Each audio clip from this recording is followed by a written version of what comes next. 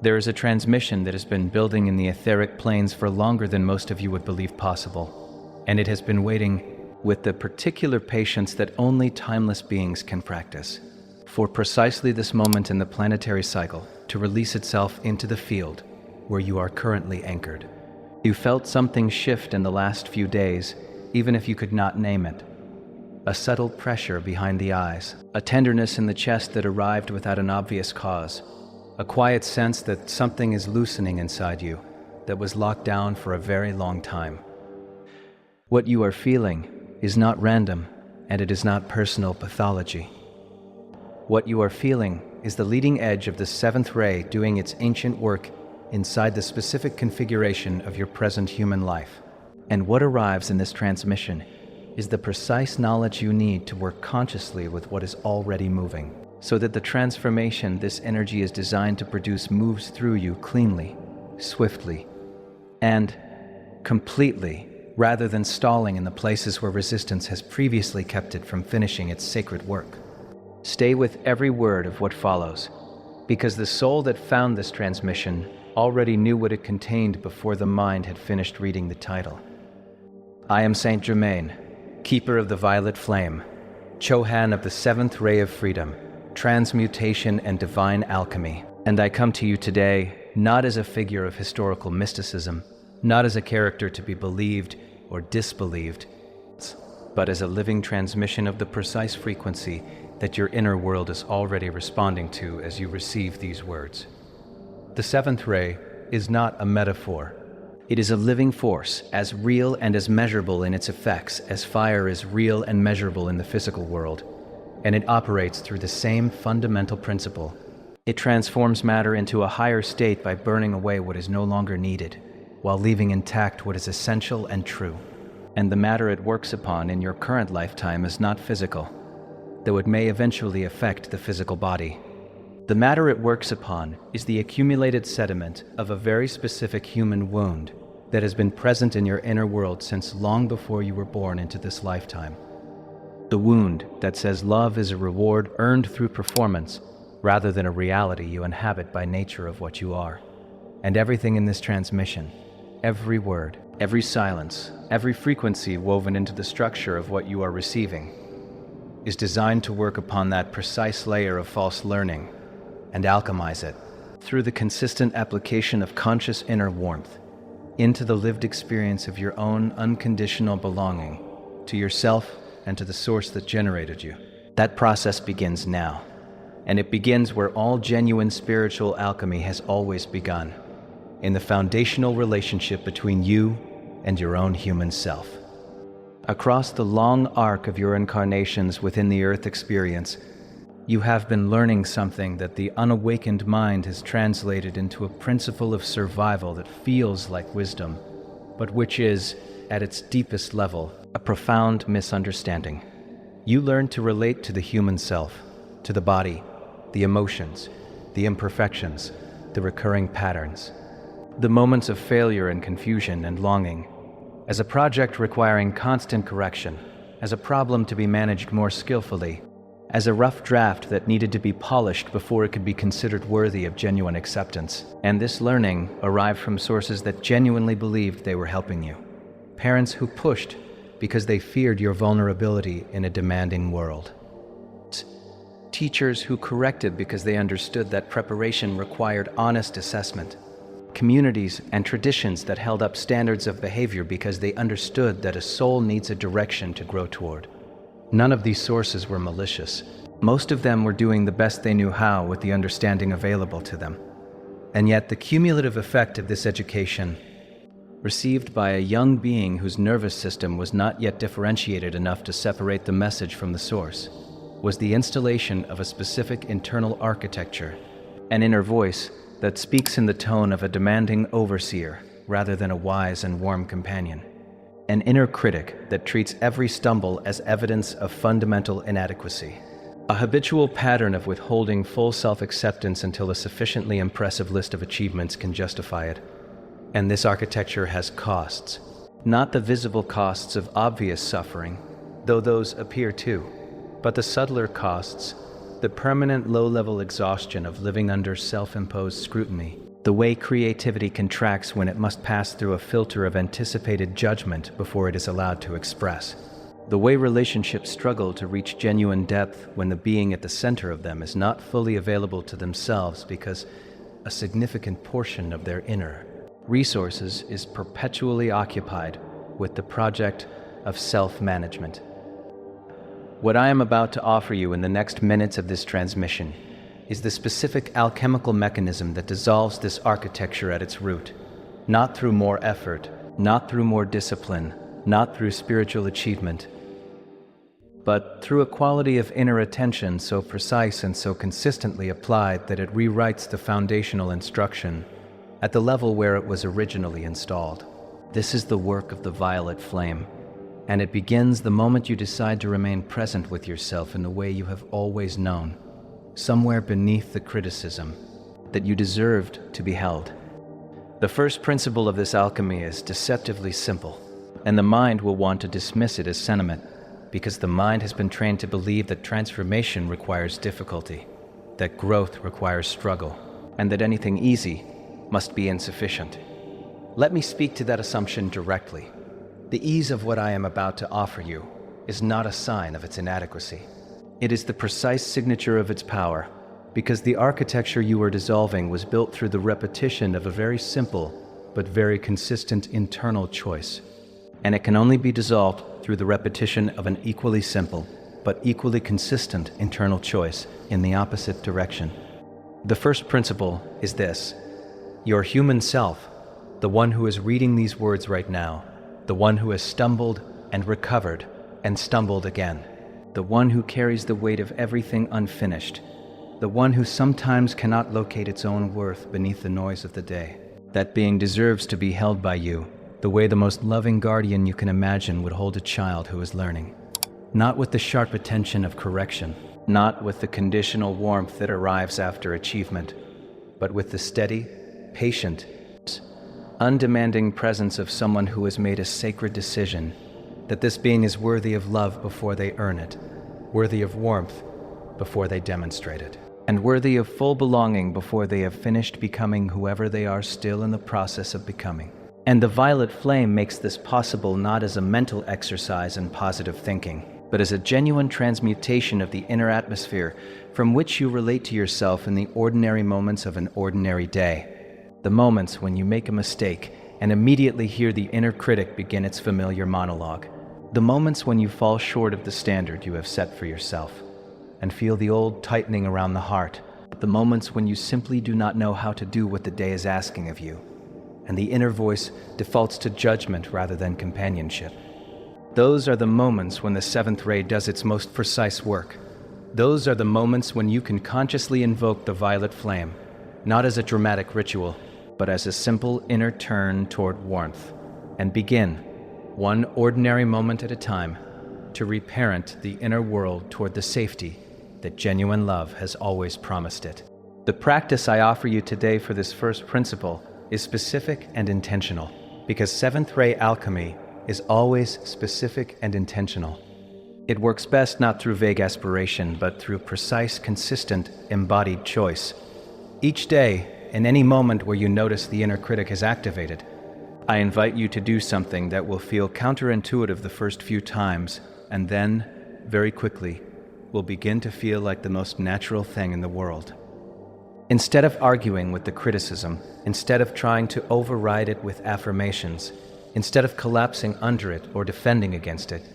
you place one hand gently over the center of your chest and you speak a single sentence inwardly, as though you are speaking to the specific part of your inner world that is hurting in that moment. The sentence is simply this: I am here with you, and you are not alone in this. Not as a philosophical statement, as a lived promise of presence. Your own presence, offered to yourself with the full weight of a decision that you are choosing to belong to yourself in this moment, rather than to the architecture of judgment that has been running on autopilot for most of your life. And as you do this, not once, not twice, but as a consistent daily practice, a steady reinvestment of warm attention into the inner world that has been surviving on approval that was never certain was permanent, something begins to shift in the underlying quality of your inner climate. The shifts will be subtle at first, a moment of unexpected self-forgiveness that happens before the inner critic has finished its sentence. A pause before a habitual self-critical thought where there was previously no pause. A small, quiet, unfamiliar sense of ease in the simple fact of being who you are in the particular moment you are in. And these small shifts are not trivial. They are the first visible signs of the alchemy working at the level where it needs to work, in the lived, felt, moment-by-moment experience of what it is actually like to be you, inside your own inner world. Forgiveness, within the seventh ray teaching, is not a single dramatic act performed once toward a specific offense and then concluded. It is a daily sacrament, a living practice of cleansing the inner field of the accumulated residue of self-judgment, so that each day can begin from a genuinely fresh starting point, rather than from a foundation that still carries the weight of every previous stumble. And the reason this daily cleansing matters more than any other spiritual practice you might currently be maintaining is that the human nervous system has a specific vulnerability to a pattern that might be called temporal blurring, the tendency to allow the emotional residue of past experiences to bleed forward into present moments, coloring them with a significance they do not actually possess in themselves. When you have not consciously cleared the judgment from yesterday, you bring it into today, and the criticism of today then adds to the accumulated weight of yesterday, and the day before, and the week before, and the month before, until the inner world is operating under a burden so heavy that even moments of genuine beauty cannot land with their full impact, because the system receiving them is too loaded to remain fully open.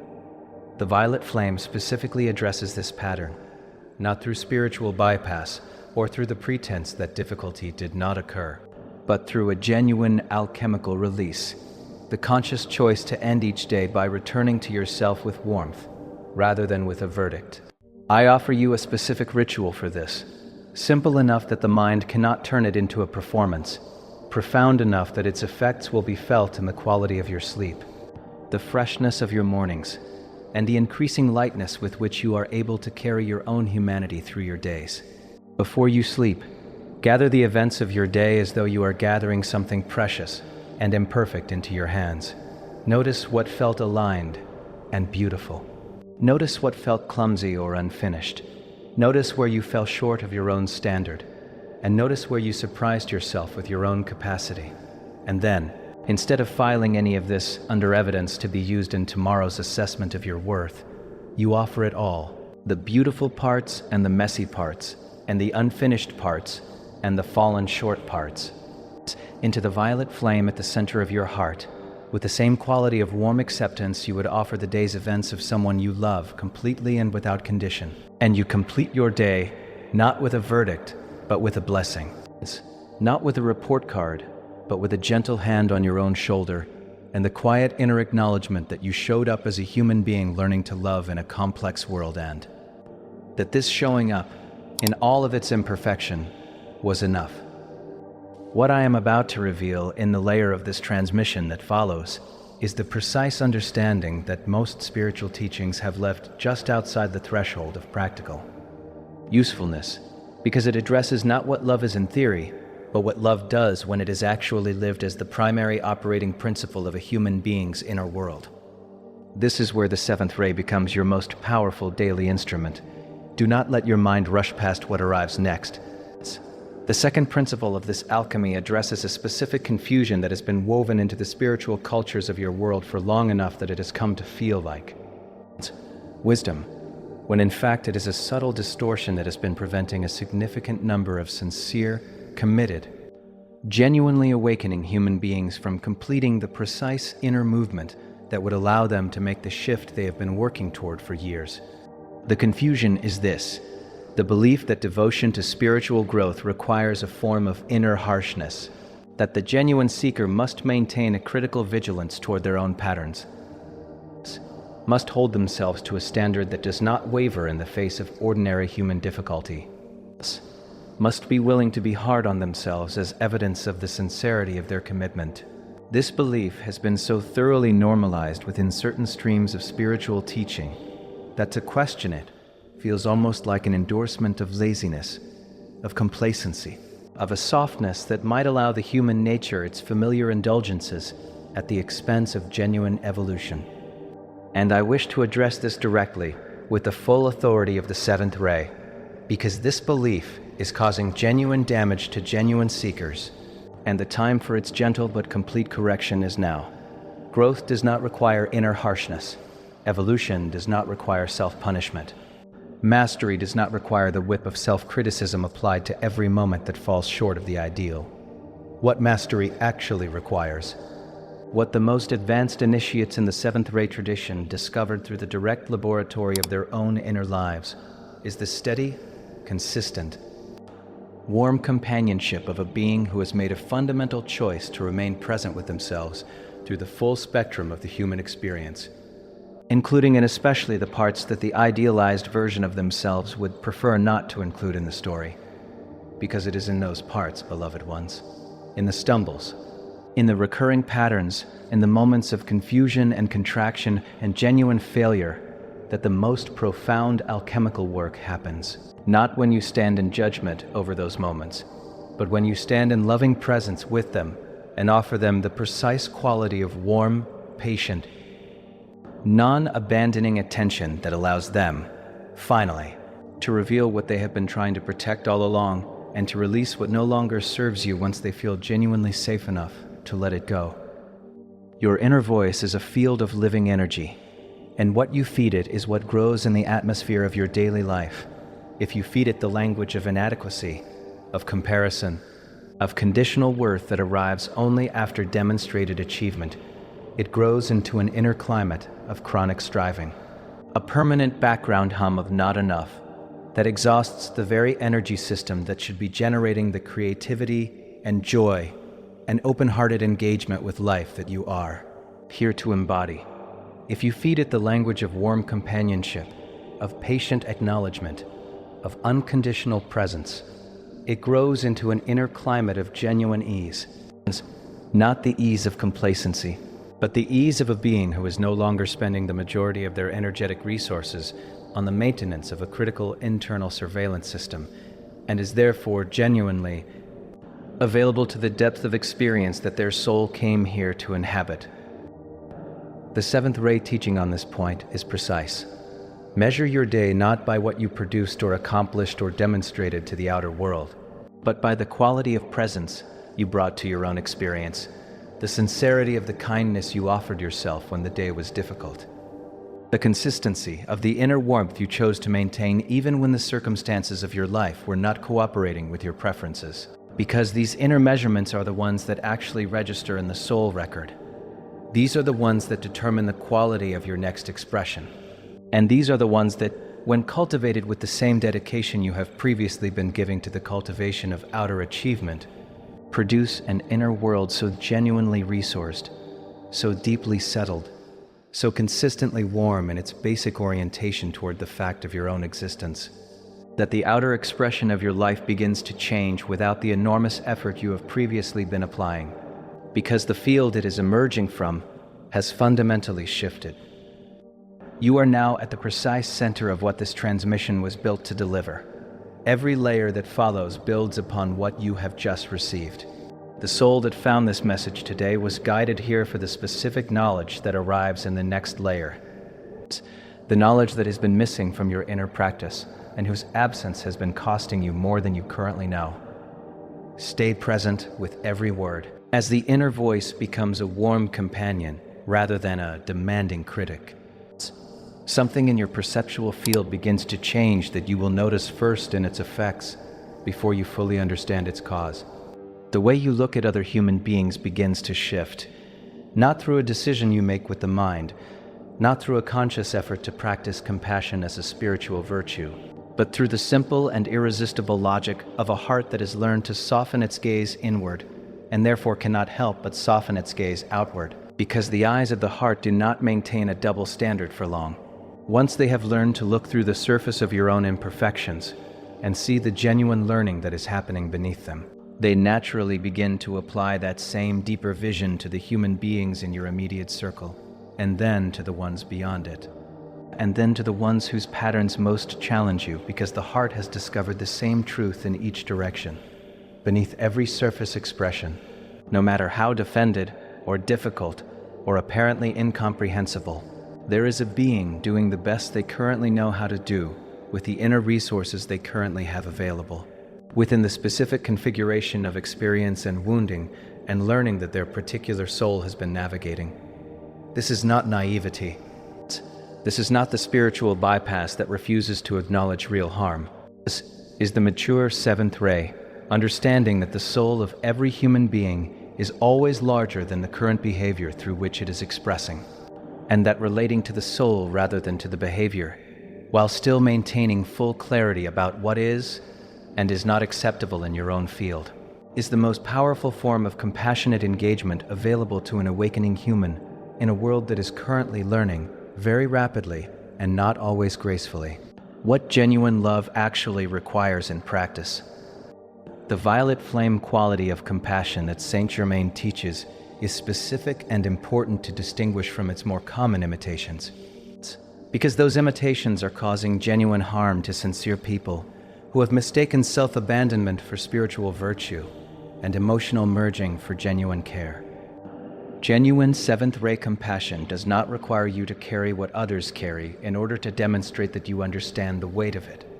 It does not require you to agree with choices you can clearly see are causing suffering in the name of maintaining relational warmth. It does not require you to remain present with dynamics that are genuinely depleting your field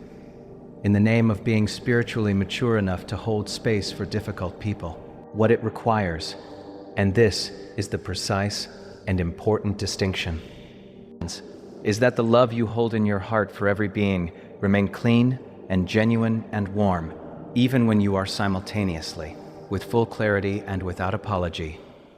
maintaining the boundaries that keep your own inner world a sanctuary of truth from which genuine love can pour, rather than a depleted vessel that gives what it does not have from a place of guilt or fear, or the old conditioning that says your worth is demonstrated by how much you can sacrifice. These are not contradictory orientations. They are the two elements of the mature form of compassion that the seventh ray specifically cultivates: the open heart and the clear boundary, not in alternation and not in competition, but simultaneously, as the unified expression of a being who has learned that love and truth are not separate virtues but two names for the same living quality, and that genuine love, when it is lived consistently and without confusion, always knows both how to give warmth and how to maintain integrity. In the practical territory of your daily relationships, this mature compassion expresses itself as a very specific quality of presence, one that is easy to recognize when you have experienced it, and almost impossible to manufacture through technique when you have not yet built it from the inside out. It is the quality of being genuinely, fully, unhurriedly present with another human being's experience, without the invisible pressure of needing them to be different, to be better, to be further along, to confirm your choices through theirs, or to move at a pace that makes your own witnessing feel productive. When you hold that quality of presence, what the seventh ray tradition calls the space of the alchemical vessel, the container that holds and supports transformation without forcing it,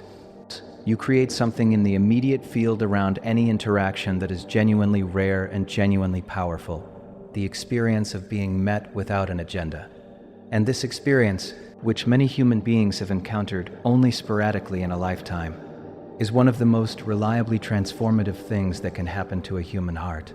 Because when a being discovers that they can be fully seen, not assessed, not managed, not corrected, not required to perform, something in the defended architecture of their inner world begins to loosen at its own pace, without coercion,